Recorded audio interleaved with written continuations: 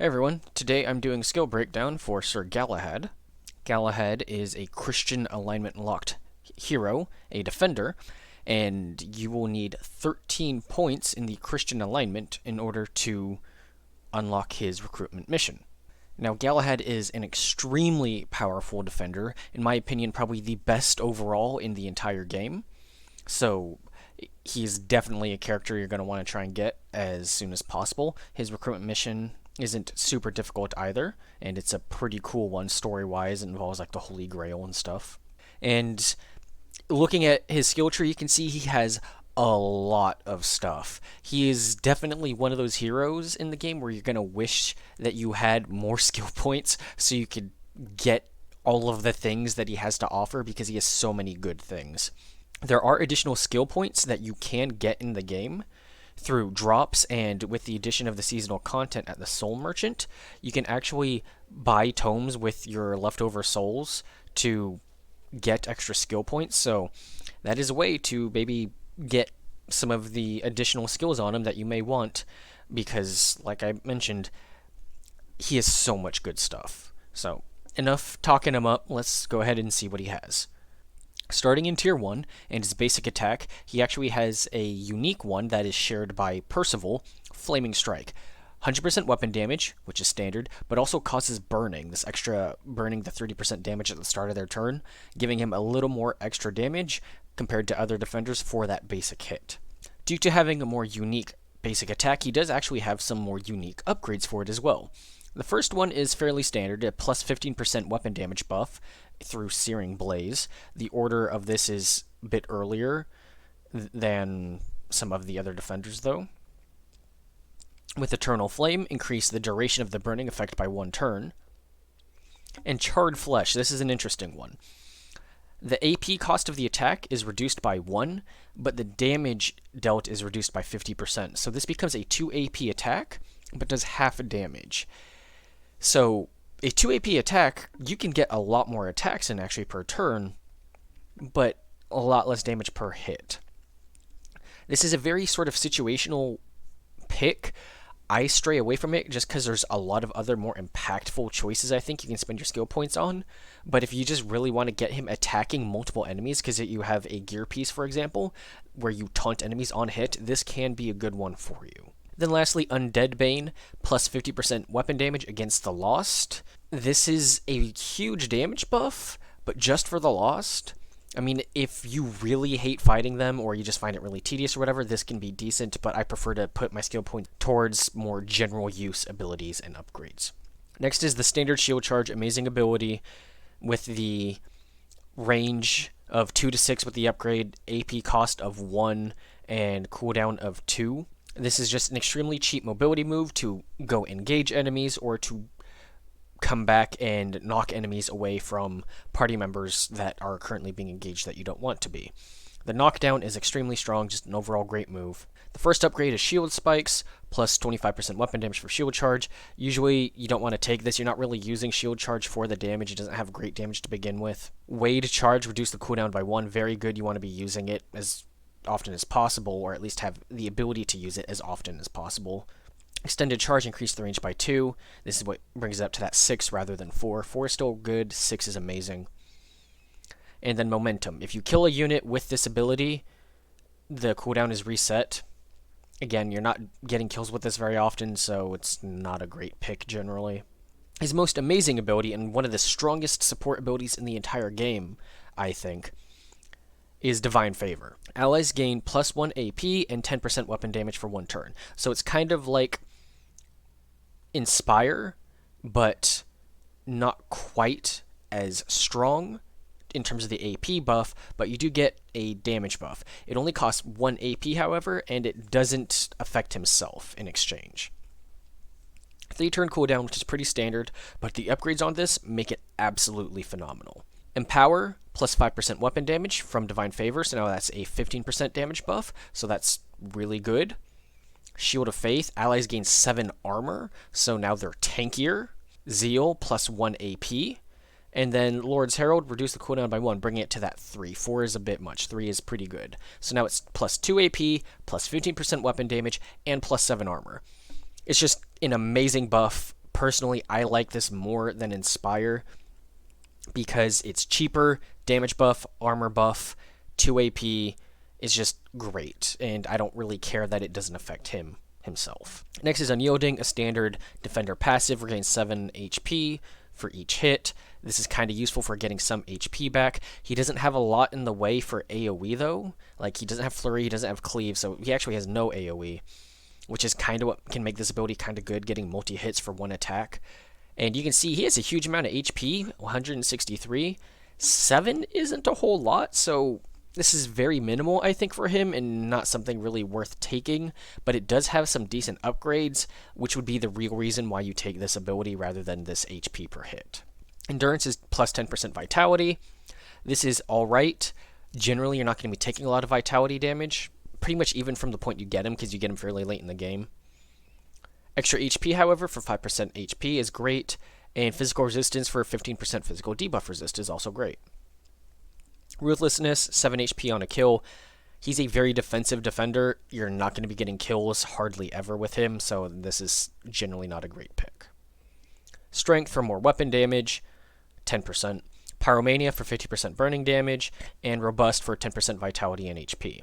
These are obviously damage-oriented.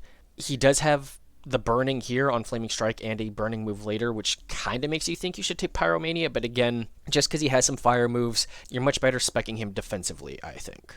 Getting into Tier 2, he has an active skill, a pretty cool one, Holy Smite. 150% weapon damage to an adjacent enemy. 150% is a really high damage modifier. For 2-turn cooldown, 3 AP cost, that's really good. With the upgrades, you can get Greater Smite for plus 15%, so that's 165, really, really good. Saintly Fervor, the cost is reduced by 1, which is what's bringing it down to 3, so it's the same cost as a basic strike. Angelic Flames, they are now burning for 1 turn. And Castigation, it can now stun for 1 turn, but the cooldown is increased by 1. So that's what gives it the 2-turn cooldown instead of 1 turn. So overall, all of this sounds like a really good move. All the upgrades, good base damage multiplier. Just something to keep in mind, again, it is a defender, their damage isn't great, so 165% is a high percentage, but going off of their base damage, ultimately, you're not going to be doing a huge amount of damage realistically when this is applied. I do think taking this for the AP cost reduction and the stun, however, are very good upgrades, so that way you can give them a bit more utility and some debuffing to stun enemies in proximity to him. He has Guard, which is a standard defender move, where basically you spend all of your remaining AP, and it grants himself and nearby allies extra armor depending on how much AP you spent. This is a great turtle move if you're just like, I'm not going to do a whole lot, I'm just going to use this move so I can shrug off the attacks on the enemy turns as they move closer, and I can maybe get some better repositioning on my next turn or counterattack. The upgrades on this are all good. Guard grants an additional plus 3 armor, so just extra armor, that's good, that's what this move is for. Resting Guard plus 1 AP for the next turn, so basically it helps you do more with your next turn since you're basically passing this turn. That's fairly useful. Vindicator, increase the range by 1, very good, so you can get more of your party without having to, bunch up quite as much. And then Knightly Zeal, reduce the cooldown by 1, also very good. You want to be using this, or at least have the ability to use this as much as possible. Armorer is a must-have. It reduces the heavy armor AP penalty by 1. Having more AP is obviously good for every class, allowing Galahad to perform more actions per turn. This is the Defender version, so it has upgrades. 2 thick-skinned and 2 fitted armor for a total of 10% extra HP and 8 extra armor, and a total of 8 extra armor at max level. Next we have Taunt, which is an amazing defensive move, forcing enemies within range to attack him if they have less than 50% physical debuff resist. Everyone knows why Taunt is good, making the enemies attack your tank. Obviously, that's very, very useful. Great upgrades on it as well. Using Taunt grants plus 7 armor for 1 turn, so if he's going to be getting hit anyways, make him more resistant to them. Reduce the cost by 1 with Fomorian's Curse, bring it down to 2, very cheap. Demoralize, something you definitely want to take. Taunted targets also have 1 less AP, so now maybe they'll only be able to do 1 attack against him instead of 2, or only be able to move up to him and not be able to attack, things like that. And Warcry, increase the range by 1 so you can try and catch more enemies within the range of this 4 tiles for taunt. Then we have Strong-Willed for 30% mental debuff resist, and another Robust for 10% vitality and HP. Getting into Tier 3, we have a Standard Defender active skill with Recuperate. Gain 50 temporary HP for 1 turn. This scales as you level for only 2 AP. Cooldown of 4. 50 temporary HP is a lot, but by the time you reach this stage of the game, Galahad, you're not going to need it. He's super tanky. You almost never go through your HP to begin with. This is just ultimately an unnecessary move, I think. With the upgrades, gain plus 8 armor while Recuperate is active. With Bolster, it's plus 25, so now it's 75 and 8 armor, which is, again, huge. Steel Resolve increased mental debuff resist by 30%. And Benediction, it now lasts 2 turns. So like I said, this is a really strong defensive move. It really is. 75 HP, last 2 turns, mental debuff resist, armor.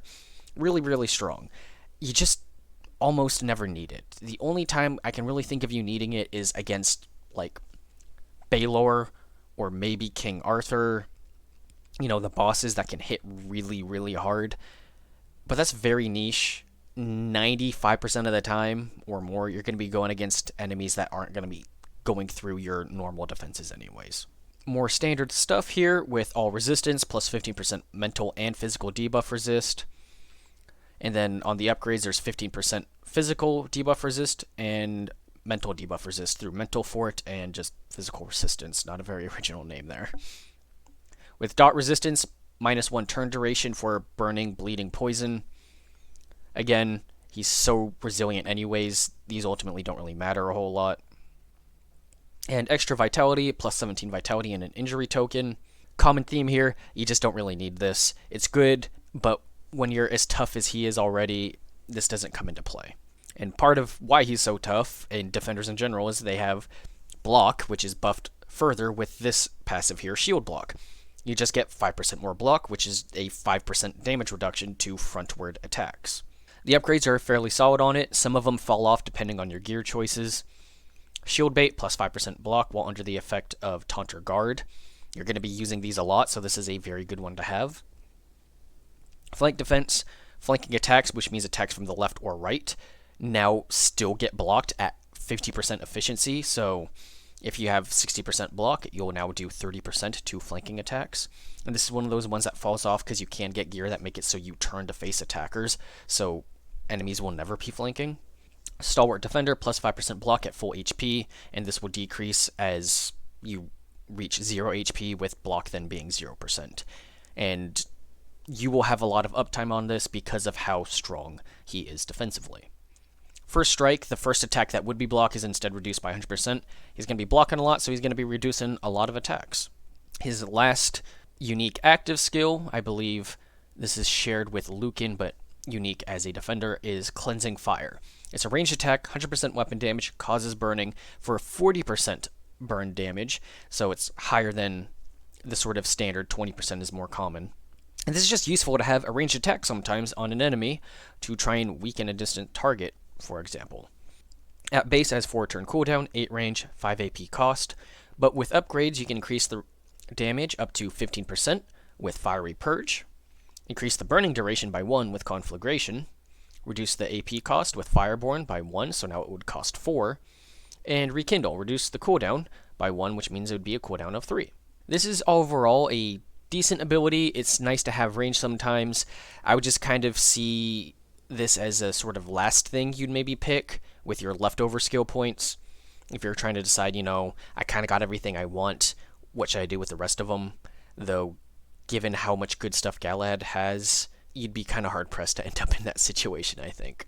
The last 3 passives are pretty standard. Strength for 10% more weapon damage, the last Robust for 10% more vitality and HP, and then Hardened Armor, reduce that armor loss by 20%. This is a very good one. You want that armor to last as long as possible.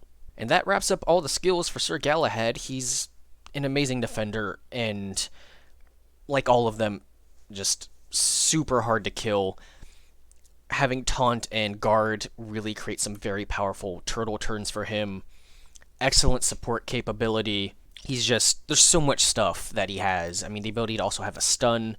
It's really hard to narrow down what it is you want to pick out for your build with him. To clarify, because I've been asked about this before, what you see here for his skills, do not copy this for a build. This is not a build, this is just random stuff. A lot of this is stuff he kind of started with. You're going to want to respec him after you pick him up. So if you want to see how I think is a good way to build him, I do have a build guide for that. This skill tree that you're looking at here is not what you should be modeling after. If you didn't know how good Galahad was already, hopefully this gave you a better idea of why he's so awesome, and maybe this will inspire you to do a Christian run. Hope this was helpful or useful, and thanks for watching.